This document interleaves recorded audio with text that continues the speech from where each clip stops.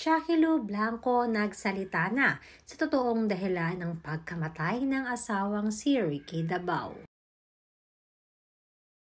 Maraming netizens ang talaga namang nagulat sa biglaang pagkamatay ng veteranong aktor na si Ricky Davao. Si Ricky Davao ay pumanaw sa edad na 63 years old sa sakit niyang cancer. Madami ang nabigla dahil hindi naman isinapubliko ito ng pamilya ni Ricky noong siya ay nakikipaglaban sa sakit na cancer.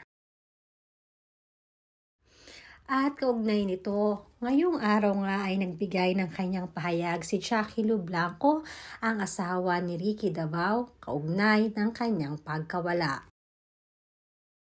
Sinasabing may taping si Jackie Lou ngayong Biyernes, May 2 para sa guest role niya na Totoy Bato ng Viva at TV5.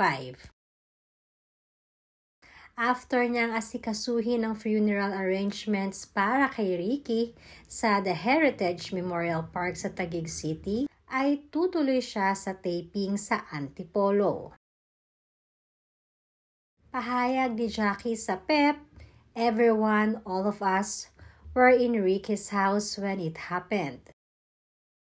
From the hospital, Ricky was brought back to home for palliative care. This has solidified our family and strengthened everyone and even those whom Ricky loved.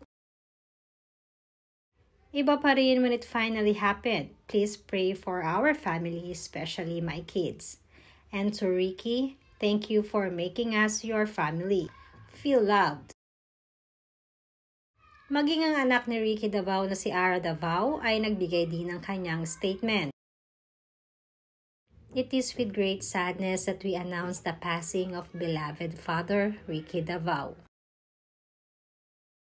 He passed away peacefully, surrounded by his children and loved ones, after bravely facing complications related to cancer. For more than 4 decades, he dedicated his life to the craft of acting and directing. His remarkable body of work and award-winning performances have left a lasting legacy that will continue to inspire. Most of all, he was loving father, brother, son, and friend.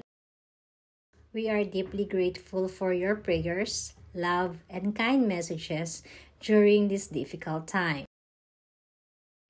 Details about his memorial service will be shared soon.